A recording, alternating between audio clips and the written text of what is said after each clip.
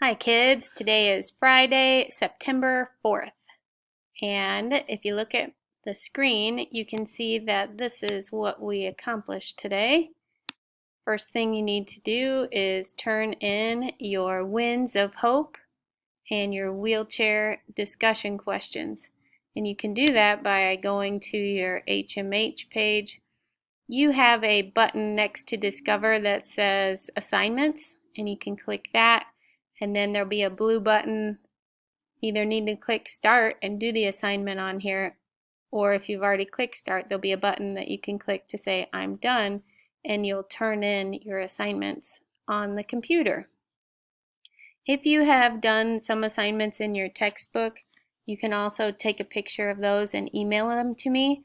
But from here on out, I would like all HMH assignments that are able to be done on the computer to be turned in through this site, because it's easy for me to get them and read them rather than reading handwriting from a picture. So thank you much for helping me out and doing it on using the curriculum. The next thing we did was we talked about long A and long E. We did have a lesson on that a few days ago. So we just reiterated the different ways that you can spell long A. So here we have all of our long A words and spellings. And we practice sounding out the words, basin, basin. And I can see that the long A is spelled with just an A. Oops, just the letter A. Now you can sound out with me, tolerate, tolerate. And you can see here that the long A is spelled with the A consonant E to make 8. Your next word is, sound it out with me, contain, contain. And here we see the long A is spelled with an AI. Sound out the next word with me, layer, layer. And here we have the long A spelled AY. This next set of words have the long E spelling in them. Your first word, sound it out with me, restrict, restrict. And here the long E is just spelled with an E by itself. Your next word, athlete, athlete. And here we have long E spelled E consonant E. Your next word is proceed, proceed. And here we have long E spelled with a double E. Your next word, sound it with me, streaming, streaming. Here we have long E sound spelled with EA. Your next word, sound it with me, galley, galley. We have long E spelled with an EY. Your next word you may have never heard of before. This word means like, well, let's practice saying it first. When I have an E or an I after a C, the C is soft, so it's not going to say k, it's going to say s. Conceited, conceited. If somebody walks around and thinks they're the best at everything in the world, they are conceited. It's just an adjective to describe somebody who thinks they are all that in a bag of chips. That's what we used to say when I was in school. And here we have the long E sound spelled with that C that's soft. There's an EI after it. So the EI makes the E sound, but we find that after a C. Your next word is usually. Usually. Here the E sound is spelled with a Y, just the Y. And your last word is believe, or some people pronounce it believe. And here, if you make a long E, we have just an E saying its name if you pronounce it believe. Or you also have an IE. This one's kind of a special word because it has IE making the long E sound, but it also has a silent E, which would be making the E say its name as well. But I'm thinking more than anything, it's the long E comes from the IE together. So that is your quick reminder about long A and long E. You need to do page 14 for homework. Next, critical vocab. We did not have a whole lot of time to go through vocab words, but they were just the vocab words like from the last text. So it would be elite or elite, maneuver, specialized, objective, and traditional. And you can review those using your textbook or using the online textbook. They're on the front page. And you need to do page 15 as an assignment. So make sure you do both of those. And the next thing we did was talk about context clues. Now I know you have been learning about these from a very young age. And I told the kids today I remember learning about context clues and I never knew what context meant. I just knew I could figure out the word. Well, context just means all the other words around the word you don't know. So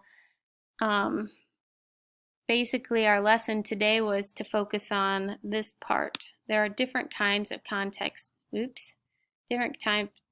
of context clues. They could provide a definition. So after your word in the sentence that you don't know, they may define it. They may give a synonym for it, which is another word that means almost the same or the same. They could give an antonym or an opposite word of your word they don't know. They could give you an example, or you might just have to make inferences based on a lot of other words in the sentence. So let's pretend like we don't know the word elite in these two sentences. Members of the elite special forces of the military have to undergo special training. Well, if I don't know what elite means, and I know special forces of the military, okay, I know those are like soldiers. And so how do I know what elite is?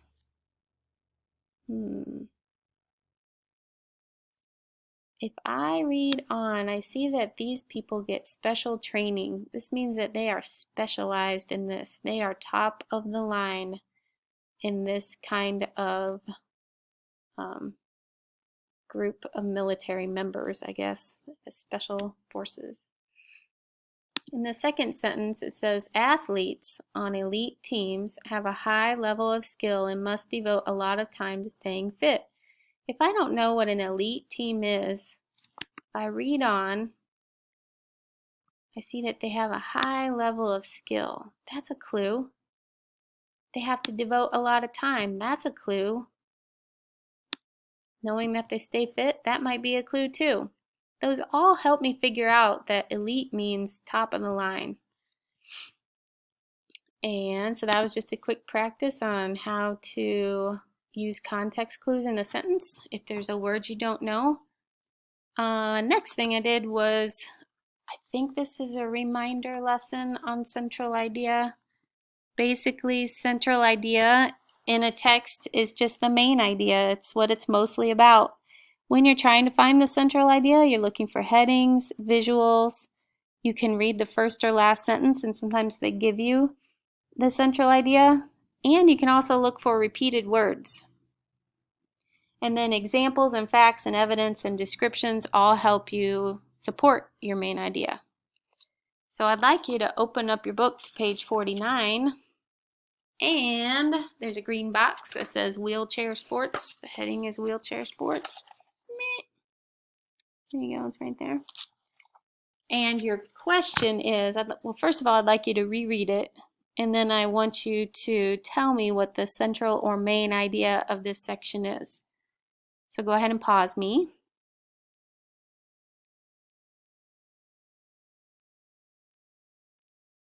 Okay, you can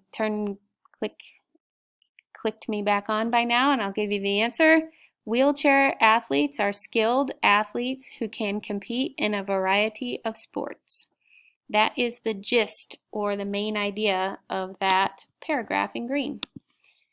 And there are different details that support that main idea. It says they have a high level of fitness, skill, and upper body strength. There are stand-up sports like basketball and rugby that can be adapted for wheelchair athletes. And that is the quick mini lesson on central idea. And then the last thing I did today was I passed out the next group of spelling lists. If you are a red speller, this is your list.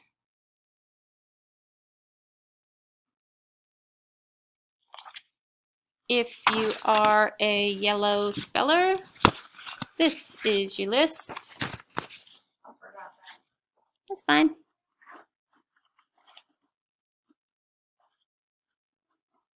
Oh, you forgot your goodies? And if you are an orange speller, this is your list for next week. I'm just doing a video. What you need? I don't know. Okay.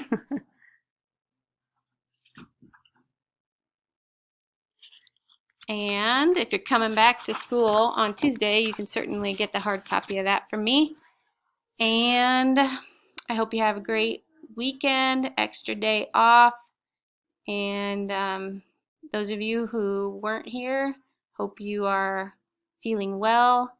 Those of you who stay home, I hope you're feeling well.